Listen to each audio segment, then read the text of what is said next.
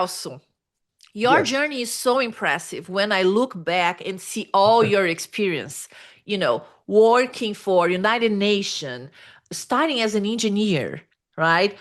Working for big companies like Honeywell, and I guess South America and Latin America, right? For that one. Yeah. And as a professor, and I just learned right now speaking five, six languages. Wow, it's so impressive. I am so excited for today. So tell me, um, you follow a route that is very unique. And normally when Yeah. you see people tend to pick one route and go just on that. And you had so many changes. Tell me how that happened and how did it make so unique? Share about your experience during your journey. Okay. Well, Camila, thank you. First of all, thank you so much for having me. And I would uh, take a small notch down with the good words about me. I'm a Leo, so Leos are not. If you start to talk very much about them, they start to. Yes, that's me. Uh-huh. That's me. That's me. That's me. Um, no, just joke apart. Yes, the thing is, when you look back and you say, it's strange because I don't see that as a special journey, right? I just see it as their life journey. It's not something that I learned that most of the things that you do in life, you don't mostly choose exactly what you want. You have a good, well, I'm going that direction, right? And Mm-hmm. there's a lot of things that happens in life that switches you here and there, and put you here and put you there. And that's exactly what happened to me. As you said, I started as an engineer working in seats informatica many years ago, and it happened that I was in the right time in the right place. So I have in my CV all the setting up all the bank automation and commercial automation in Brazil through Bradesco. And then life took me to started to be an executive financial advisor in a welding manufacturing company. And then happened that I lost my job, and it happened that I had a visa. Then I immigrated. So things were just happening. I was just Uh-huh. flowing, right? And changes in my life is not something that I actually were actually planned, except for the one when because I went I lived in Brazil many years. Then I came to Canada in 1990. And then 1995, I had to wait again. Life put me back in Brazil. It was Okay. not my choice to go back to Brazil, but I had to go back to Brazil due to Mm-hmm. family problems. And it happened that I created the internet providers, the fourth internet provider in Sao Paulo.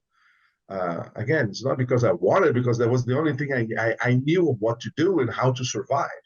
Mm-hmm. I need something to make money because I have no other option. My profession didn't exist in Brazil at the time, and then life goes on, and then I start to build my company after 12 years working that. It happened that an invitation from the UN came and said, a friend of mine that used to work also in the same agency, said, "Look, I need somebody with your experience in databases and organizational and management, and I need somebody like you." And I said, I looked at my wife, and said, "Well, why not, right?" Uh-huh. And things started to happen. So this move uh, was not actually planned in my life, but it happened, and that's why I count the blessings, how blessed I am to be able that life put me on this path, right? Uh-huh. And but I think the great challenge is what you do with these opportunities, right? Mm-hmm. When the opportunity shows, I mean, are you will you embrace? Can you embrace? Sometimes you simply cannot, and I think that's the key. I mean, so uh, changing life happens in this way. I think no matter what you plan, uh, life has its own plan. And if it happens that life doesn't agree with your plan, well, you better adapt because, because just to mimic you, shift will happen. Yeah, absolutely. It is an imperative thing. So I think that's it. I mean, my career is was as I say, I don't believe in luck. I believe in coincidence, and I believe in opportunities that life puts in front of you. And Mhm. I was blessed that opportunities that life put in front of me were amazing. And I like to think that again, Leo, right? I'm good, very nice. So I like to think that I made the best of it, and I'm ready for the next step, right? I just made another change now in November, so let's see what happens in the future. Let's see what the future brings. Yeah. I see. Well, and just for the audience to understand the context, you just retired, right, from UN, right? Yes, yes, it's a mandatory retirement for those who don't know about the UN. It's a fantastic, amazing place to work with. No matter what the media says, believe me, you do a lot of good. You can do again, you can do a lot of good. Or you can be just a civil servant and do nothing. But it is mandatory retirement at 65. I was 65 in July, and I was requested by the Secretary General of my organization to stay until the end of the year for technical and bureaucratic reasons, and of course accepted, right? And then in 30th of November, I hand out the badge.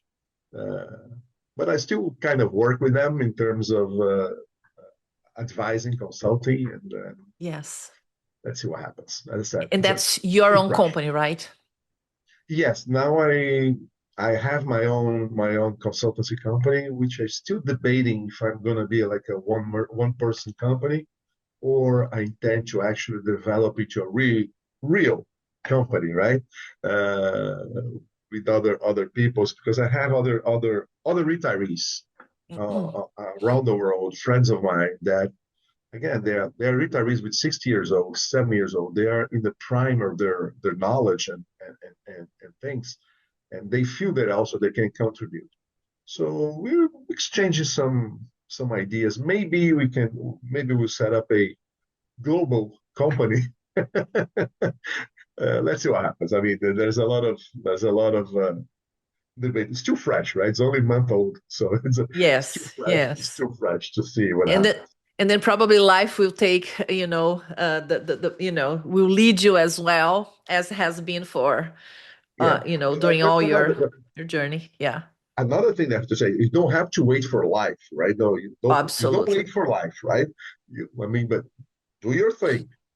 But again, life But be has in ready store. for the opportunities, right? It's There we because go. That's what I want to say. Exactly. yes, That's yes. put in the words that. Sometimes, which is interesting because sometimes when we talk about planning, strategy, and all of that, it's like okay, but everything is changing so fast, and we don't need to spend so much time planning because it changes again. No, no, you need because then you keep adjusting, but you need to have a goal and a north. Otherwise, how you can guide people, how you cannot go anywhere if you don't have a good plan, right?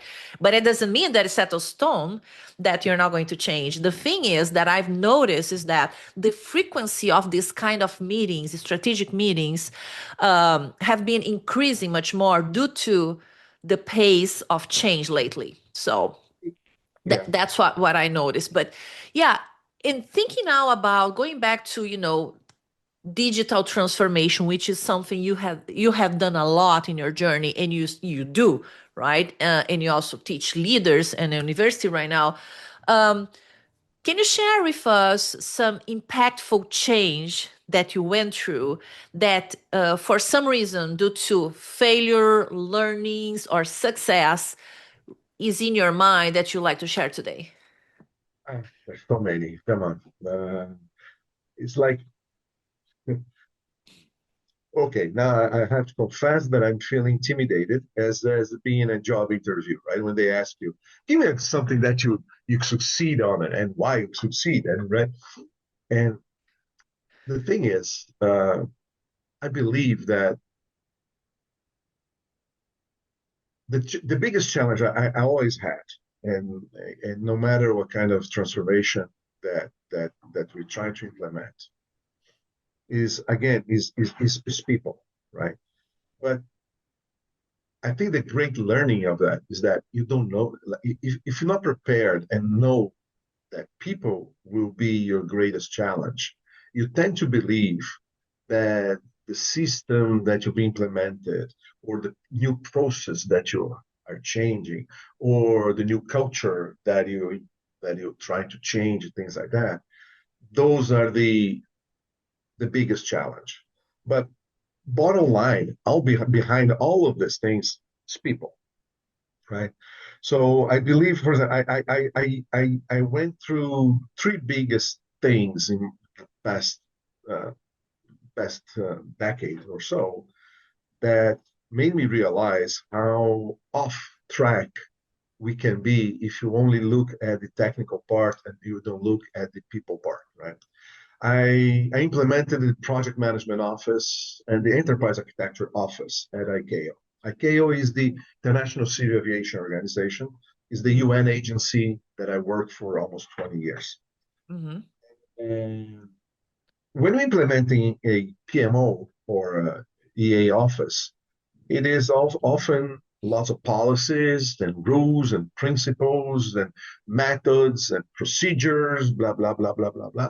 Say, fine. So you spend like 4 or 6 months creating the structure, creating everything up. And then you have to implement. So the implementation is not about simply going in front of the people and say, here are the rules, here are the processes. Now becomes the challenge, the real challenge, which is the change management part. I mean, how actually you're going to convince people? How are you going to sell your product? Hello, people, not technical, is selling, is marketing, right? It's about making sure that you people believe that whatever you're proposing, it is will bring some good for them. Mm-hmm. So I think my great problem was not realizing that on time. I only learned Mm-hmm. about that mid implementation Yes. after banging my head for months and months and months and facing uh, not only resistance, but really bad mouthing and all sort of bad corporate behaviors, right? Uh-huh. That you feel that tarnish your work. So when you look around, say, come on, I spent like 6 months writing these policies, writing these rules, designing this new process, and they they bad mouthing me now. I mean, this is not fair. That's not right. No, no, it is fair and right. You are the one who were not diplomatic enough. You didn't notice. I didn't notice that it is about egos and about it is about making people realize how can they grow together with you, right? Mm-hmm. About that, and then becomes this huge mess of things. It's not only about change management; it's about leadership, right? It's about uh, ensuring that they follow you, not they obey you. Because again, I always use that. I mean, bosses are obeyed, leaders are followed, right? Mm-hmm. And in change management, implementing those things, it took me a long time, aka a lot of pain and frustration, right? Mm-hmm. To realize that bossing people around a new culture or a new work method or a new Mm-hmm. process is not going to work. Well, it Mm-hmm. works this much, right? But it won't work this much. So you need to develop your leadership skills. You need to develop your diplomacy skills in order to make sure that people realize how good those things can be for them. And if that thing is not good for them, which can happen also, right? Because sometimes people are comfortable in their places and say, look, now you have to read like Mm-hmm. now it's happening right here in Canada. A lot of government agencies and federal and provincial agencies are requesting people to go back to the office 5 days a week. And of course, guess what? The resistance being outrageously huge. Yeah. Unions are complaining. I mean, how is it? But so everybody is not publishing, they're only publishing the quote unquote the bad part. Oh, I have to wake up, I have to rechange my whole routine, I have to redo my routine. But people are not selling the good part of that, that Mm-hmm. you helping with your community, you're helping your local community, your work community, your business community, you're helping the whole city come alive again. And Mm-hmm. people are not selling that part well. So I think the great challenge that I always had, and I only realized that I would say too late in my life, is that the pains that you go through any type of change has to do with how you deal with people, basically. And once I realized that, success came easier, and that was very rewarding when you do things and people after a few months come to you and say, no, remember that process that you told me about? It's working beautifully. I'm loving this time now. And then you think to yourself, well, finally something good out of it, right? And it's worthwhile, the realization that you do something good. And although it takes some time, again, it's just about how you handle those things. But Mm-hmm. did I answer you right? Too Yes, much? I love it. Um, and truly is about people. And I can resonate with you, Celso, because when I started leading projects and even leading people, when any change or anything different was needed from them, just going there, look, what I used to do, like, oh, you need to do that, okay? Do you have any question? Bye. How? So, oh, because well, I'm the boss and I'm telling them what to do. But I learned that way and I thought I was doing awesome. But then Yeah. the first time I get feedback and I'm glad I did that, but it was so frustrating for the first time. It's like, okay, tell me, how do you feel working with me? I want to do better. Oh, you're micromanager, you're bossy. It's like, oh my gosh. I mean, I was not expecting that. And for me, it started there from a leadership perspective, really to, develop leadership skills. But later in life, that happened exactly the same with me when I was trying to change, processes. When you think about, leading global, big and complex projects, and you basically don't communicate right, you don't think about the people side, and then Exactly. it's failure after failure or complaints or resistance. I mean, you name it. So yes, Yeah. I also learned the hard way, Celso. Yep. And based on that, I understand that later, of course, you Just learned, a of course. I was just going to get this because I'm reading this small booklet Uh-huh. uh, about pragmatic enterprise architecture, and there's a quotation that I love that. Okay. Good decisions come from experience. Experience come from bad decisions. That's It is amazing. a quote on a foreword of the book, but it's written anonymous. So, and, Uh-huh. and that's about that. I mean, you learn about with your bad experiences, Yes. Yes. and usually that's what stays with you, right? Yes. And Very good. it's Yeah, something that I discussed even in other podcasts with other guests, but I insist on bringing that back because it's so important. The fact that people take mistakes in a bad way yeah, instead of an opportunity to learn and it's being part of the journey, right? yeah, And doing better and better with the mistakes. So I agree with you. I mean, yeah, all this experience comes with a lot of, hard work and, of course, bad decisions. yeah. It comes And that too. and it's incredible how those bad decisions, many of them, stay with you for life. When I Yes. was a CEO of the company, for 12 years, I had the company and I had up to 50 people working for me. Uh-huh. And definitely, I was not a leader at that time. It was 12 years that I was the boss of those people. Uh-huh. And exactly what you said, I was blamed to be micromanager. I blamed to be not fair. I was blamed. Mm-hmm. And when you think back, I said, what a missed opportunity I had. And if at that time, was the mentoring thing or the leadership mentoring was something in vogue, I could have used it and, Yes. and actually learned to be a leader far before all the failure. I mean, I could have avoided so much, but yeah, that's the But bad experience that you learn, right? yes, absolutely. And you know what? We are here now because, and the audience for sure appreciates that so much. As I was sharing before with you, Celso, most of the audience, they are more in the early middle career. And Okay. what I hear from them in terms of feedback for the podcast is exactly that.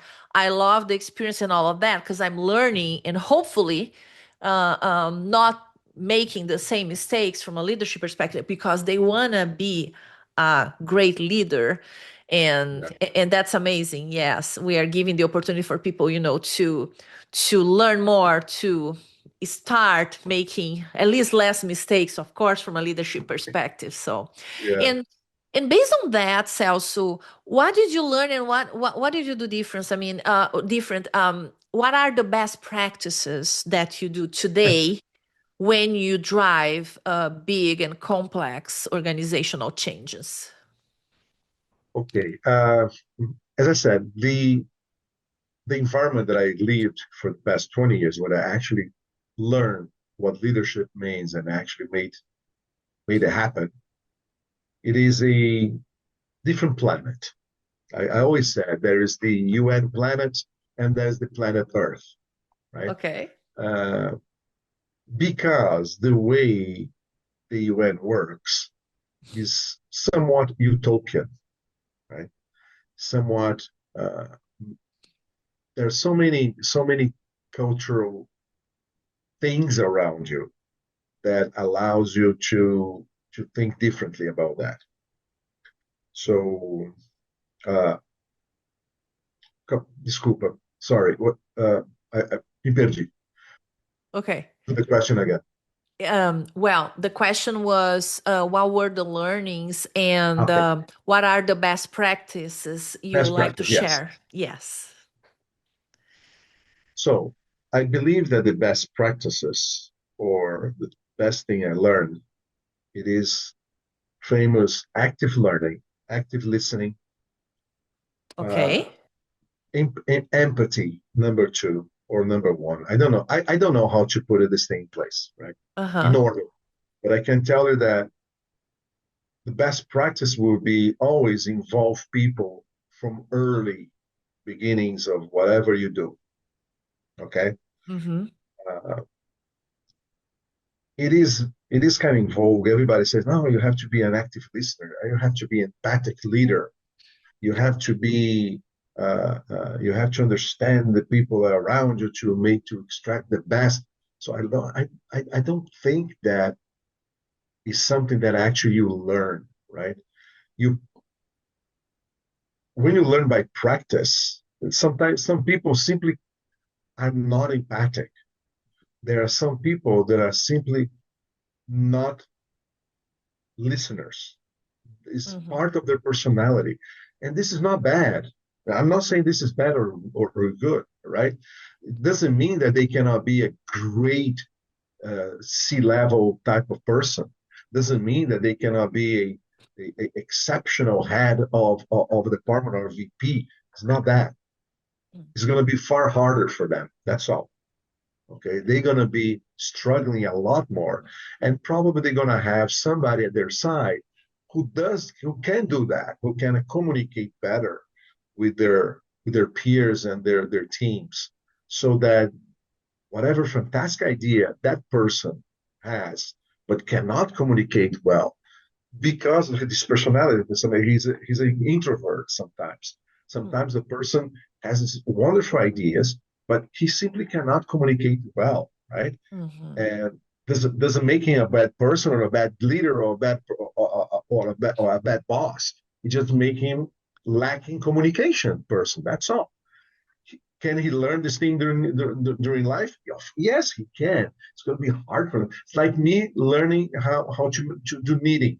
My wife does knitting with blind eye. She keep doing those things, and blah blah blah blah blah blah, and it's done, right? Uh-huh. she tried to teach me, and man, I cannot do that. And I struggle really hard to do that. Does it make me a Mm-hmm. bad leader? Yes, making me a better leader, but doesn't make me a bad a bad boss or a bad leader because I don't know how to program well, or I don't know Uh-huh. how to write a policy well, right? So I think the best practice it is there's no such a thing as I think as a best practice in terms of change management or in terms of being a leader. It is a best uh, a best positioning of yourself. You have to be humble. You have to you have to learn humility. You have to learn Mm-hmm. uh, that this different from Leo's. You have you have. I mean, there are people around you there that will help you if you allow them to help you. Mm-hmm. And when you build a team, so maybe best practice will be build a right team, have a diverse team in terms of skills, in terms of knowledge, in terms of personalities, right? Have a diverse team, so that diverse team can actually bring things up. So I don't think there are formal practices or formal ways that allows you to build on your leadership, on your things. Learning is there. I mean, as we discussed, opportunities are there all the time, right? And there are opportunities that you can force. There are opportunities that show up. Mm-hmm. Use both. I mean, force the opportunity. I mean, go learn, right? We talk at the beginning. We talk about languages, right? And I said, besides my fluency in several ones, German is not there. Different from for my host, German is not there. And but if I want to force myself in learn German, I can simply go to Yes. Babel and make sure Mm-hmm. that I can learn. The Uh-huh. same way I can learn what empathy is. Maybe I never can be an empathic person, but I can learn about empathy and try to have on my team somebody who has that skill set that can act on my behalf and Yes. making sure that whoever's around actually go in the boat rows in the same direction. That to use the old cliche, right? That we Mm-hmm. make sure that everybody rowing the same direction. But if I don't have that ability, I maybe like the best practice would be put a team together, put a team that Mm-hmm. two, three, four people around you that actually can fill up your gaps Your in gaps, yes. personality, in skills, and whatever it is. I think that would do it. I mean, and the worst, and maybe we uh, just blurring the mind, but it's not something that actually you learn, right? So the thing is, as I said, the things that are needed to be developed and skills to be developed. Mm-hmm. And there are some skills that simply cannot be developed due to your own personality, your own person. I mean, each one is different. I mean, Yes, you cannot yes. expect everybody to behave in the same way and be perfect. Exactly. Yes, and once you force yourself to a certain kind of behavior or situation, it's so hard. I mean, as you said, it can be harder for you, right? I mean, you have harder problems if you don't have the empathy and all. In the end of the day, if that is draining your energy so much, you said something that to me is key. Have around you people that can fill the gap. A hundred Exactly. percent, because we cannot be everything, right? We have our ways, our No. personality, and the more you drain yourself trying to do something that you don't know how to, or even maybe you don't want to, um, I mean, it's maybe you're missing an opportunity to focus on what you're really good at, but let someone else be very good at on something you don't know well, and that can bring such a powerful team on the play, right? Indeed. Yes, Indeed. it's a very good take. And again, sometimes you draw yourself too thin, right? You Uh-huh. you have You want to have all those skills. And as you said, sometimes you forget your stronger part, and your stronger part becomes compromised because you want to do all of those things also well. And sometimes it's not for you to do those things well. It's just do okay. And it's okay to Yeah. do okay. But you have to realize that in time, because sometimes your project, your team, your company needs somebody to do well in that particular that you just do okay. And that's where a team comes.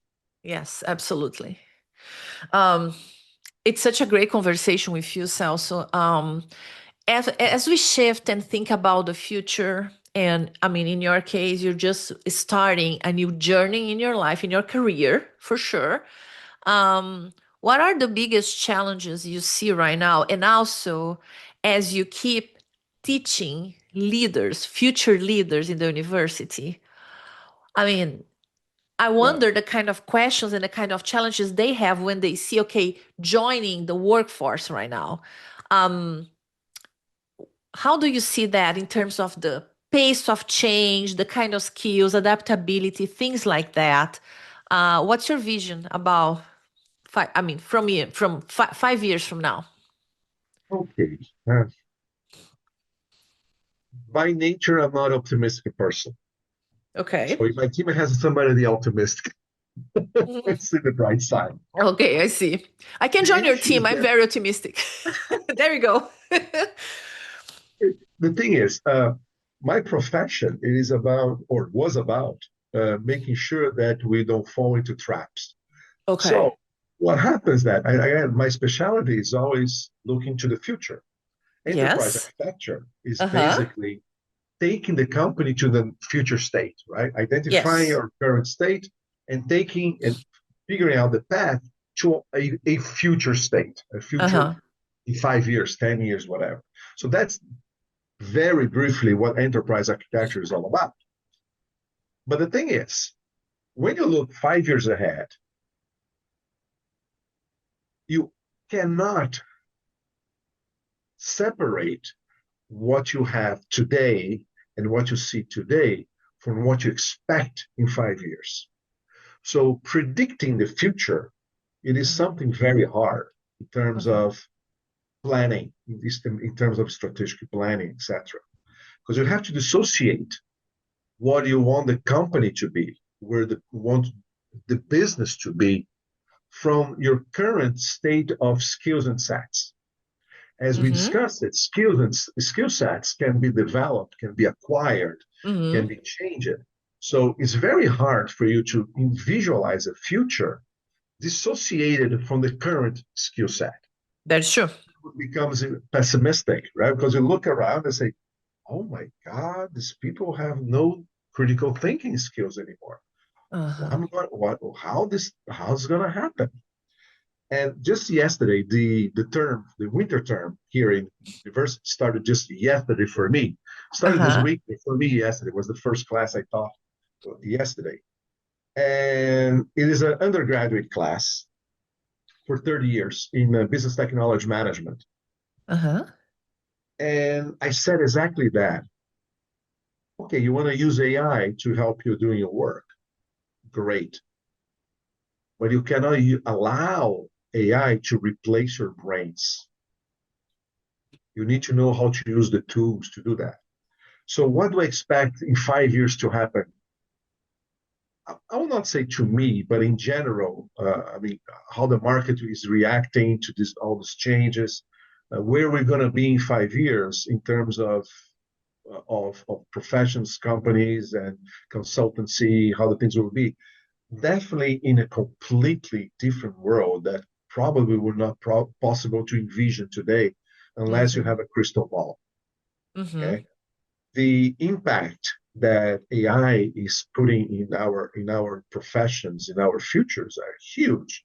Yes. And Mm-hmm. even for consultancy, right? Because I mean, when you retire, first thing you think is, I'm going to be a consultant. Yeah, let's be a consultant. It's not that easy, right? Yeah. The skill sets might not be there. You need to be a salesperson. You need to be a empathic person, know how to listen and hear and things like that, and you know how to have. And I just learned that word a couple of months ago, a mixologist, meaning you have to be a expert in general things, in several things, in order to provide a proper solution to a client. So AI can be the mixologist for you because AI has far greater knowledge than any human being today. Imagine 5 years, right? So what will happen for a person that wants to have a new entrepreneurship business, to open a new business, right? It is hugely hard for a person today because current state, our current state of knowledge, etc., doesn't incentivize people to think. And it's not for today. Let me correct that. 30 years ago, when I was the CEO of the company, I already noted that people are good in executing things, horribly bad in thinking things aloud, right? They're horrible in planning. And after 30, 40 years, I don't see a trend upwards in terms of people being skilled in looking at the future, thinking, using critical thinking, using design thinking, using system thinking, whatever technique you want to, right? Mm-hmm. They're not used to those things anymore. So in 5 years, I really don't know, Camila, what might happen. Uh-huh. I think AI is still revolutionizing us very much. Mm-hmm. But unless people realize that it is just a tool, as any other tool already, as the internet is a tool, as the CRM is a tool, as the ERP is a tool, Mm-hmm. none of those tools replace your critical thinking, your judgment, Yes. your empathy. Cannot replace that. And I think that the Mm-hmm. future in 5 years, there will be a future where more and more human skills will be required instead of technical skills. We always see that, right? Depends on the position you are, depends on the position they are hiring. You want a more soft skills than hard skills, etc. This balance already exists, Uh-huh. but I think hard skills tend to disappear. I would say Mm-hmm. very hard to say disappear is a very harsh word, but will be diminished to a point that only soft skills will actually matter for you to get a job, to be able for you to be a successful person in a Uh-huh. job, Uh-huh. because tools will be there to do to help you do the work. The hard But skills part that you're talking. the hard Yes. skills Yes, part, yes. exactly. Mm-hmm. But if we don't develop the soft skills, people will not be able to use the hard skills. And that's why people are so scared to lose their jobs for AI. I think people uh, who are uh, worried about that are people who may realize that they only know how to operate a computer. They Mm-hmm. only know how to design something in a board, but they don't think about the creative process. They don't have the creative process to reach the point to say, well, now I'm going to grab the pen and I'm going to design, right? So the creative process, the analysis process, that's what we need to develop, I think. And this is what I said. I keep saying to my students, and I said yesterday, say, look, guys, AI is there, but AI cannot replace your brains. So don't allow AI to replace your brains because it's a huge thing. And if you allow it, it will. Mm-hmm. You will not get a job because you only have hard skills. You have nothing else to offer your employer besides typing a computer or I'm going to write a beautiful prompt. More in sooner or later, there'll be AIs to write prompts for To AI. exactly. Yes. Yes. So don't think that prompt engineering, which is the latest trend, Mm-hmm. will make you find a job in 5 years. Yes. So I find that, and that's why I'm saying I'm pessimistic because I don't see the trend in the strategic thinking or in the critical thinking changing. From the past Uh-huh. 30 years is a downward curve. Uh-huh. Uh-huh. And only at the master's or maybe at the PhD level is where Mm-hmm. schools are teaching people how to think, which I personally think is too late. Mm-hmm. And by then, people are already not ready to think. So it becomes you can ask any PhD student or a master student how hard it is to write a thesis, and they're gonna say it is horribly right, and if it wasn't for AI, I wouldn't be able to do it. Mm-hmm. Yeah. Yeah. So 5 years, our crystal ball is getting blurred and blurred and blurred, right? So maybe I can tell you what's gonna happen next semester, but in 5 years, I have no idea what's gonna happen, Mm-hmm. and that, of course, applies to me myself, me Yes. myself. Yeah, no, yeah, it makes sense, especially with the pace of change. What I love about what you said is like a competitive advantage for you to develop more and more your soft skills and differentiate yourself in the market, for instance, in that scenario, um, with those skills, right? Exactly. The people side, the leadership side, or how to use AI properly, right? I mean, of Exactly. course, AI will be there more and more, but how to really use, how to take all the information and use in a reasonable way, right? Thinking about the critical thinking that you said. So, yeah, yes, I'm with you. Yeah. Well, You used so the right word. I mhm, mean, the competitive advantage, right? Uh, I think that that's the great challenge today. I think for the younger people, it is to identify what are their own competitive advantage, where they are good at, uh-huh, because everybody wants to be good at everything, and usually that doesn't lead to a good path. hmm, Uh, Então, yeah, I think that the sooner you can have somebody at your side to enhance your good skills, your higher skills, and guide you how to develop the other skills, I think will be good for you. So, coaching, mentoring entering. are the newest trends in personal development, I guess. Absolutely, yes. Um, Celso, Yes. wrapping up today's episode, tell me if you'd say in a few words, um, what would be the advice you give to younger Celso, right? When you started your career, what would that be? Few words. As you can notice, it's a hard thing for me to say, but I'll try. It's for me too. Try. Uh, no, I have so many regrets in life, in professional life, right? I have Uh-huh. again opportunities come by, and you don't grab it. Uh, I mean, so many regrets. So I think I would say to the younger self, so first of all, calm down.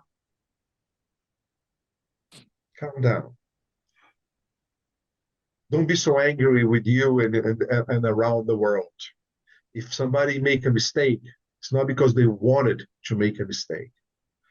Probably they made a mistake because you were not able to guide that person correctly, or Mhm. I not correctly, but adequately Yes, is yes, the right word.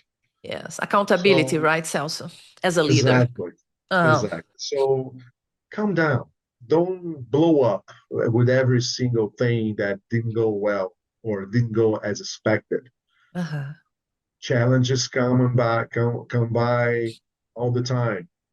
And if you're gonna be mad at every challenge or every situation that it didn't come as you expected, as you planned it, you're gonna be very, very angry in your life.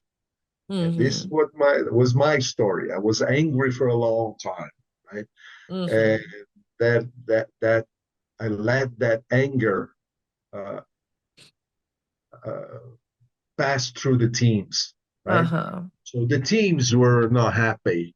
So the company was not doing well. So when you're in a leadership position, you need to look around and see and understand that everything you influence the guy next to you.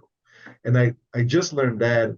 I tell exactly September 2016, when I Uh-huh. entered my first time I entered a classroom, and they look at you and say, "Oh my God, that's a professor." They show you some sort of respect, and then you start to realize the impact you have on the other people. Yeah. If I had noticed or perceived the strength of our words, the impact of our actions in your teams, in the people that you want to implement something, life would be far easier for me. Mm-hmm. And I think that is what I would learn. I would teach my younger selves. Calm down. It will happen. Just learn. Sit down, be calm, and learn. My favorite, uh, my favorite motto now is that keep calm and do something. Right?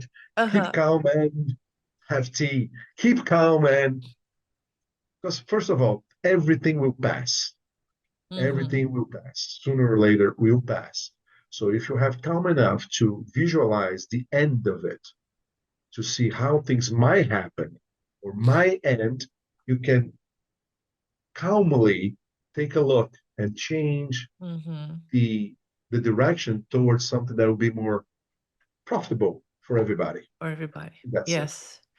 I love Learn, it. learn, Some learn, learn, learn. Be making calm and learn. decisions, right?